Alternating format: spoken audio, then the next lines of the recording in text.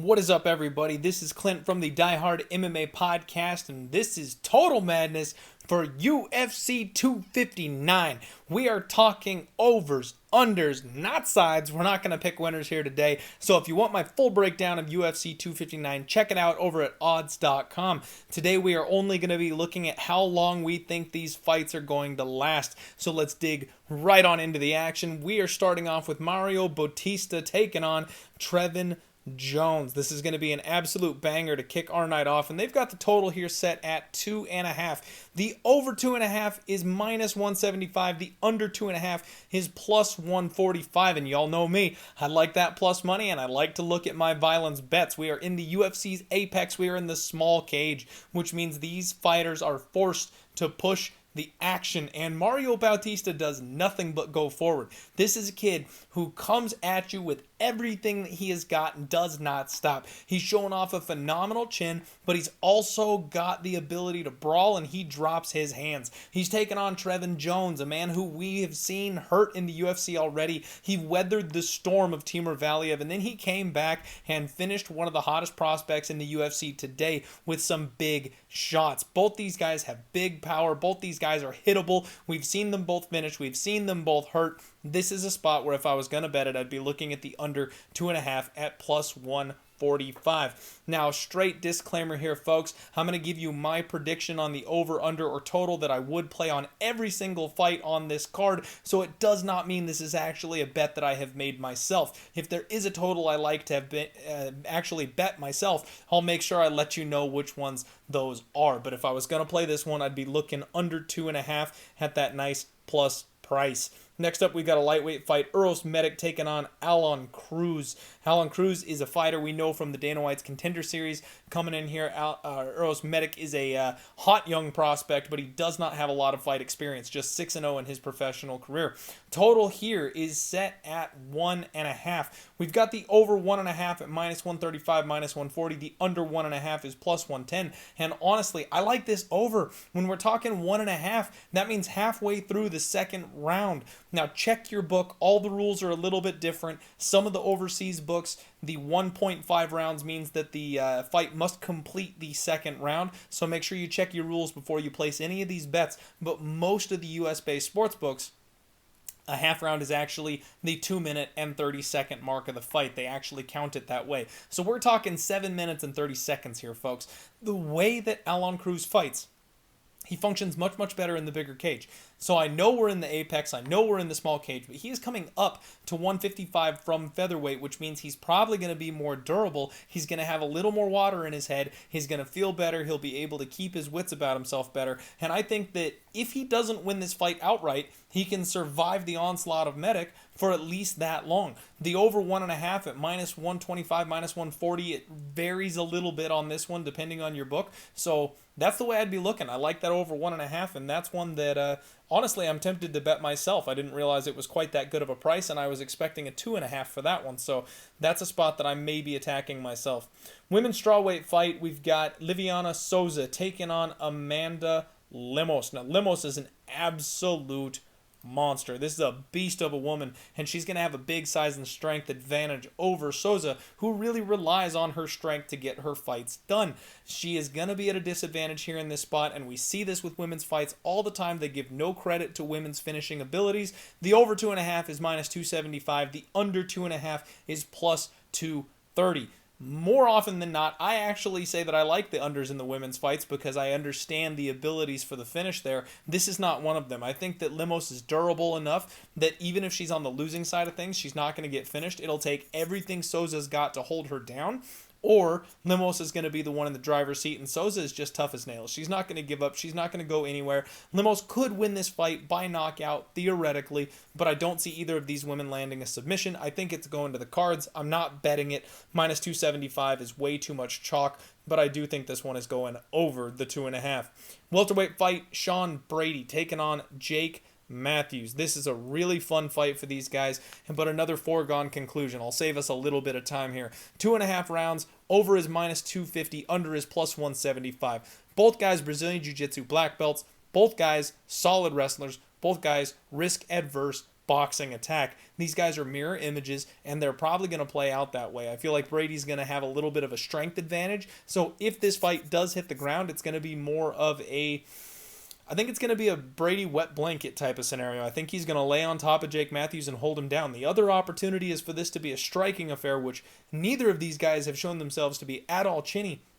We could have a point-fighting boxing match for 15 minutes. I don't think either of them is going to be able to sling hard enough to get the other one out of there simply because of their durability. I said I was going to save some time, and then I broke the whole damn fight down. This one is going over, in my opinion. Minus 225 for the over. Doesn't sound bad. Again, I don't really like playing that kind of chalk, but I do see this one making it to the judges' scorecards, and if you're into parlaying totals, that might be one you could consider. Light heavyweight fight, Kennedy Njoku taking on Carlos Ulberg. Now, Ulberg is the hot prospect out of City Kickboxing. This guy has got missiles in his hands.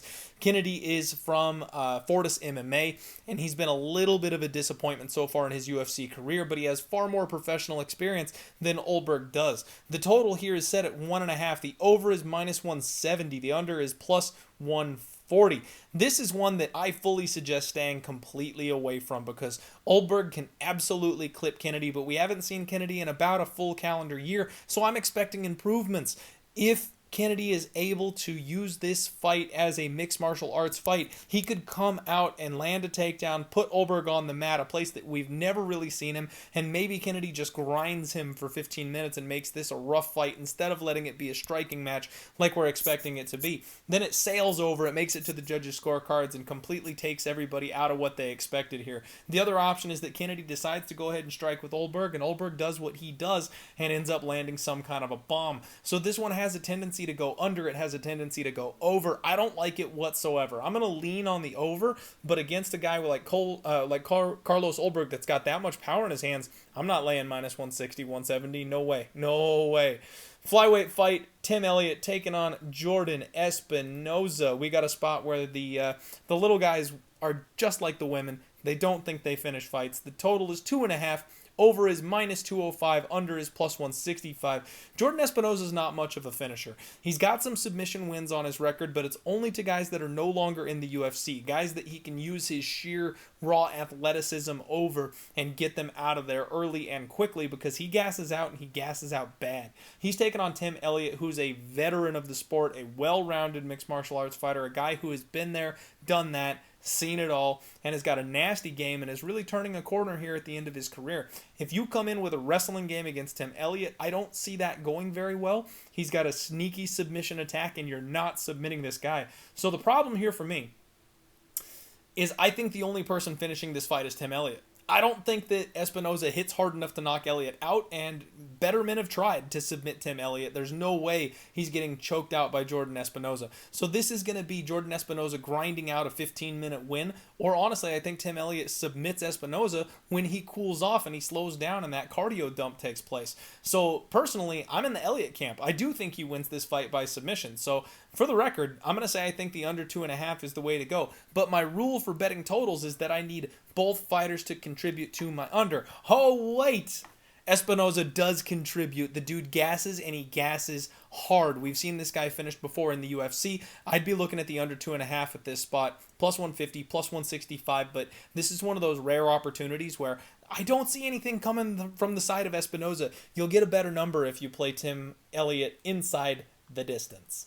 Next up, we have got Rogerio Bontorin taking on Kai Kara France, a fun flyweight fight that's really going to let us know who is legit in this division. Total here set at 2.5, over is minus 210, under is plus 170, and this is a spot that I like the under. I don't mind the under here whatsoever. Kai Kara France, this is a dude that likes to sit in the pocket and trade. He's got really solid technical striking, and they call him Don't Blink because on the regional scene, he was knocking everybody out. Now, that power hasn't really translated to the UFC, but he rocks people in almost every fight. So he doesn't quite get the finish, but he hurts people.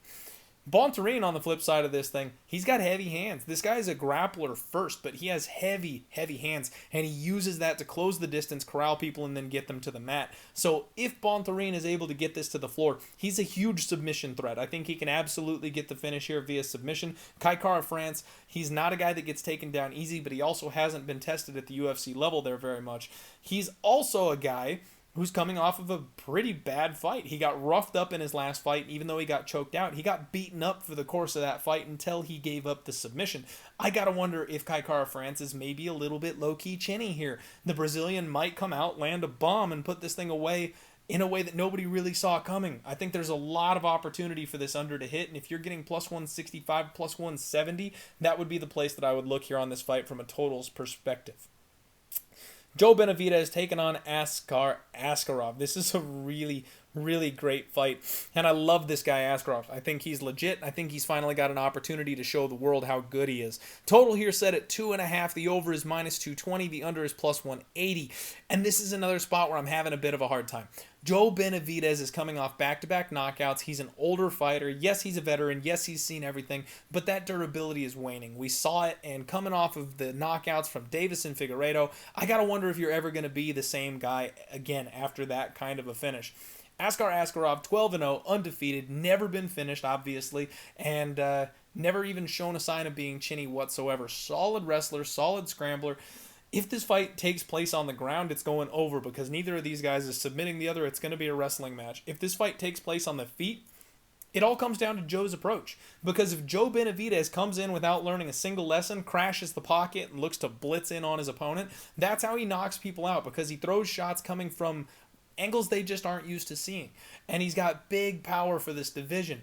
And on the flip side of that, that's how he gets knocked out. Because if they can time it, if they can clip him when he's blitzing in that way, he catches shots and he eats them bad. We've seen him hurt a bunch of times. He's just been able to overcome it and continue pounding forward. This is a spot where Askar Askarov might get his first knockout in the UFC because he's got very underrated technical boxing. And if he's able to time one of those blitzes, he can put Joey B down. I'm a little scared on this one. I don't really want to take the under 2.5 because both guys have shown themselves to be durable, to be tough, to be grinders, more to look to get to the judges' scorecards than anything, or at least Askar have. And the big question mark, the big wrench in that is Joe Benavidez' durability. If his durability holds up, it's going over. If his durability is crashed, Askar may get a finish. So I'm going to say over, but I don't like that one at all, and I really wouldn't suggest betting it. Bantamweight fight, Song Yadong taking on Kyler Phillips. This is another put-up-or-shut-up fight. Absolutely everybody just loving the kid Kyler. And here comes Song Yadong, a veteran of the sport, a guy that's been around forever, looking to prove that he belongs and turn back the hot hand, the kid that's coming in off the streets trying to make a name for himself. Total set at 2.5. Minus 175 to the over, plus 145 to the under. And this is one where I do agree with the over. Kyler Phillips has shown that he's very, very savvy with his submissions. He's got slick striking. He's explosive. He looks for the finish. Song Yadong is a guy, though, that's more of a grinder. He's more of a grappler. He comes from Team Alpha Male. He looks to pin you up against the fence, looks to push you up against the cage, rough you up, control you, make sure he takes advantage of being the bigger, stronger man in the octagon, and grind out a solid 15-minute win.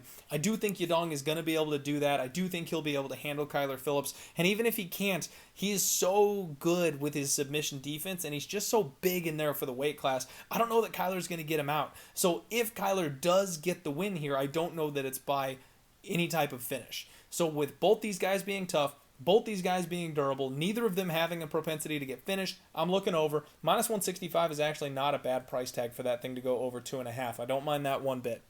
Bantamweight fight here, Dominic Cruz taking on Casey Kenny. And this one is chalked on the over in a big, big way, and I see why. Minus 265 to the over 2.5, plus 205 to the under 2.5.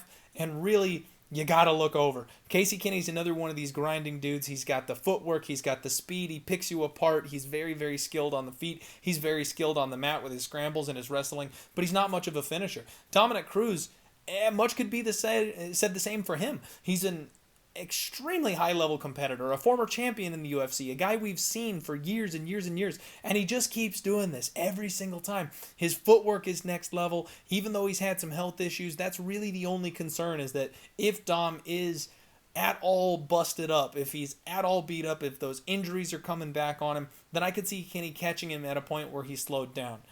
But that's really the only way I see this fight being finished. If Dom beats Kenny, he's probably going to outmove and outclass him on the feet and not put him away, because we've seen Kenny put in some really bad spots. He's never been shown to be a guy that's going to get hurt or damaged either. So again, this is a spot where I don't like that amount of chalk, but if you're into parlaying totals, the over 2.5 at minus 270, It's not a bad spot. Light heavyweight, Thiago Santos taking on Alexander Rakic. Now here we go. Here we get to the good stuff. We got the big boys here. Total set at 1.5. The over 1.5 is minus 155. The under 1.5 plus 135. And you would think, with the power coming from Santos, with the power coming from Rakic, that this is a home run under. These guys are going to swing and someone's going down, and I would say the exact opposite. We've seen that, if anything, Thiago Santos has a little bit of trouble with the takedown defense. Glover was able to implement that last time out, but he's been nothing but durable besides that problem. Alexander Rakic, he's not much of a submission guy. I don't think he's submitting Thiago Santos if he takes him down the way Glover did. He'll just hold him there for 15 minutes, maybe try to get a TKO, but there's no way he's getting that early on Thiago. And then Rakic, on the other hand, has shown himself to be extremely durable. Yes, he's exploded and knocked out some of the chinniest fighters that 205 has to offer, but none of the durable fighters have gone anywhere when he landed shots. When he did have an opponent that was able to turn the tables and put it on him, he was able to stand up to it. He was able to withstand the damage. His face got all puffy. He had that swollen half little face on his shin that looked funny, but he was able to keep going and stayed in the fight for 15 full minutes and survived. I think the toughness of both these guys is in play in this spot, and I would never be looking at the under here. I'd be looking at the over. It might not make it all the way to the judges' scorecards. I do think it does, actually, myself, but I do think it gets over 1.5, and minus 155 is a solid price tag there. It's one that I will be looking at, potentially pulling the trigger on. Lightweight fight, missed that heavy part. Lightweight fight, Islam Makhachev taking on Drew Dober. This is a weird one. We got a total set at 2.5. Over 2.5, minus 175. Under 2.5, plus 145. It's one of those weird ones where the total is correlated with your fighter more often than not. If you think Drew Dober's going to win this fight, he's probably not winning a decision. So you probably like the under 2.5 there, and that covers you in case Islam Makhachev handles some kind of spinning wheel kick, manages to get him in a bad spot and gets a submission. The under 2.5 sounds pretty nice. If you like Islam Makhachev, it's just a huge discount on the guy to go over 2.5 at minus 175. He's a minus 400 favorite, and this is like mini Khabib. The guy's going to come out, grapple, shoot the takedown, look to school his opponent on the feet, stay safe, not really put himself at risk. So that's kind of the way I'm seeing this one. If you like Islam, bet the over. If you like Drew, bet the under. I don't see Drew Dober winning a decision here, so that under is probably more than likely. And that under, then you're not just stuck on Dober. You'd be having at least a little bit of exposure to Islam Makhachev coming up with a way to finish this fight. Maybe late if Dober slows down, gasses out, that kind of thing. So the under 2.5 is the way that I would have to look here in this spot, but not one that I'm really interested in from a betting perspective. Here we get to the good stuff. 3 title fights back to back. Let's go. Aljamain Sterling taking on Petr Yan. Now, Petr Yan, I'm not sure if it's Petr. I can't remember. Yan is the defending champion here, taking on Aljo. He's going to be at a reach disadvantage, and we know that Yan is all about the volume, all about that output. Likes to just get in your face and hammer you with activity, constant work. Aljamain Sterling, solid, strong wrestler, and also really risk-adverse style on the feet. He likes to keep his distance, keep his range, move around, and then get in for the takedown. If he can't get the takedown, he's not going to stay where you can hit him. This guy's only been knocked out once, and it was a flash KO from one of the biggest power strikers in the division, so I'm not really expecting Aljo to have any durability problems here. Petr Yan, 15-1. This guy doesn't quit. This guy doesn't get finished. He's never been rocked. He's never shown us to be chinny, and his wrestling and submission defense and stand-up game, those are all on point. So Aljamain Sterling stands a shot to land a submission of some kind, but I don't necessarily think that this fight goes that way. I think that Yan is going to give him enough trouble that he doesn't get the first round rear naked choke like he did against Cody. And, I'm sorry, not Cody, Corey Sandhagen. I think this one's going over, folks. I mean, we've got the total here set at 3.5, which is a very awkward situation. Usually in the 5-round title fights, they leave it at the 2.5 and juice it to the over, or they will give you the 4.5 option. But what the bookies have done is given us a very, very rare 3.5 in this spot. And this is an official bet of mine. This is one I've already got locked in. I'm going over 3.5. We've got minus 135 to that over. I got it at minus 115, so we beat a line move there. If you like that, I mean, I still think that's the way this thing goes. Remember, 3.5, so that's 2 minutes and 30 seconds of the 4th round. This one's hitting the championship rounds if you make that bet. It's got to complete 3 full rounds and then half of the next one. I like this one. I like this spot. I think it's going to the championship rounds, and I think it really might honestly go all the way to the judges' scorecards. So the over 3.5, even at -130, doesn't sound half bad to me. Women's featherweight fight, Amanda Nunes taking on Megan Anderson this weekend. Whoo, baby. What we've got is a very interesting clash of young, brute force, hungry Megan Anderson trying to take on the GOAT Amanda Nunes. Someone who has been finished in the past before when she gets tired, when she has those breathing issues, when they rear their ugly head. Megan Anderson has shown some serious finishing capability herself, but Amanda Nunes, just really the GOAT, levels above this girl in experience and really in everything. Megan Anderson taking a massive, massive step up in competition, trying to pull the rug out from under the double champ here. Total set at 1.5. Now, this is a weird situation because, like I said, with the women, they always think over. But Amanda Nunes has become such a finisher that they give her credit here. And on top of that, Megan Anderson has been just handling the scrubs that the UFC has thrown her way in her last couple of fights. So they think this thing is not going to last very long. I have a bit of a different opinion. I think this thing's going to go long. I think it's going to go deep. I think that Amanda Nunes is not going to want to strike with Megan at that reach disadvantage for a very long time, and we saw Holly Holm have some success grappling Anderson and grind her out. The first time Anderson took a step up in the division, she went the full 15 minutes, or was it a 25-round main event? I can't remember. She went the full distance with Holly Holm and basically just got out-grappled the entire time. We saw Nunes employ that kind of a game plan against Germaine Durand. She is no stranger to switching things up and going grappling rather than striking. So if Nunes comes out early and either gets cracked by Anderson or realizes that she's got a grappling edge here, she's just going to go to that. She's just going to abuse that. I think this goes over the 1.5. I actually think this goes over the 2.5. It may even get over that 3.5. I've said it a couple times before. There's several spots where I think you could bet every single over on a card because it's essentially mispriced on where they think this fight is going to go. And if the game plan is what I'm thinking it is, this one probably gets into the 4th or 5th round, maybe even makes it all the way to the judges' scorecards. I do see a late finish happening here for one or the other because I think Megan Anderson's going to go for broke. I think either Amanda Nunes is going to struggle with the size and the physicality of Megan Anderson and eventually gas out, leaving the opening for the underdog to get the finish, or Megan Anderson is basically going to get exhausted and she's going to get choked out because someone like Nunes is far more finish prone than someone like Holly Holm is. She'll be able to take advantage of the weaknesses in her opponent's game and not just hang on for 15 minutes or 25 minutes. So I think this one goes over. I think it ends later. I would be willing to bet the over 1.5, 2.5, and 3.5. 1.5 is -120, -125. 2.5 is, it looks like +170 or +150. And then 3.5 is all the way up at +240. So if you want to go ahead and throw 3 units on there at plus lines, you could have a nice little day if this event just goes over to the 3rd or 4th round. I like the overs in that one. Light heavyweight fight, Jan Blachowicz taking on Israel Adesanya. Champ versus champ, folks. Israel trying to move up and steal the belt of another champion. This is going to be fully exciting. I can't wait for this one. Total here set at 2.5. So almost normal for this one.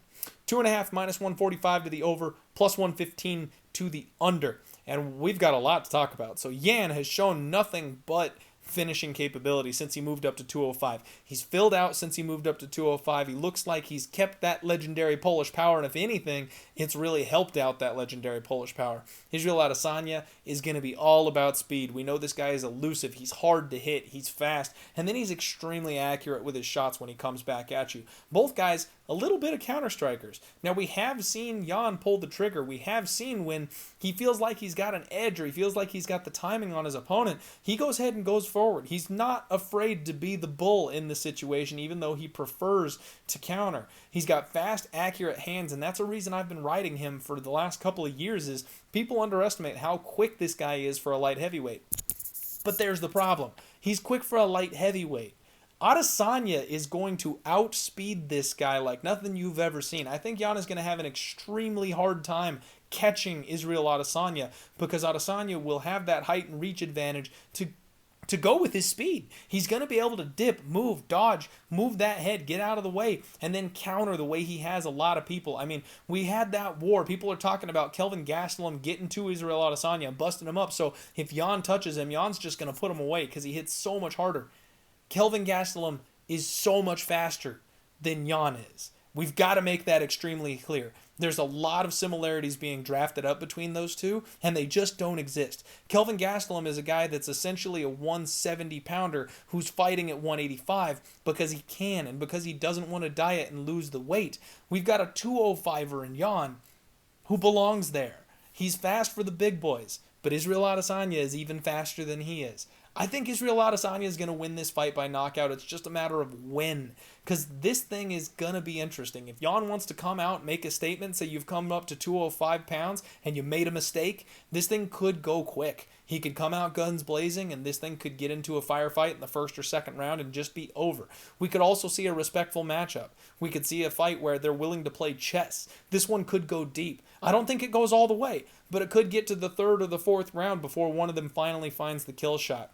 With the total here set at 2.5, it's my least favorite thing in the world. I don't want to touch it. I do not want to play 2.5 because this thing could land right on the 2.5. Remember, we're talking that's halfway through the third round, and that's right when I expect the intensity of this fight to crank up, because one of these guys at that point is going to be hurt. One of these guys is going to realize they got to change something, they got to do something, and neither of these fighters is opposed to making in-fight adjustments. In fact, both of them are champions because of their ability to make those in-fight adjustments and do it at a very high level. So I expect a chess match, and I expect it to crank up and explode right around that third round. I'm going to have to say over 2.5. For the sake of the show, I got to give a pick. I'm going to say over 2.5, but I don't like it. I don't like it one bit. And I think this fight doesn't go to the judges' scorecards. I think it ends in the third or fourth round. That's Total Madness for UFC 259. Do me a favor, smash the retweet if you're on Twitter. Give me a thumbs up if you're on YouTube. Tell me in the comment section below what is your favorite total for UFC 259. And hey, good luck on all your action. Let's make some cash this weekend. Let's roll.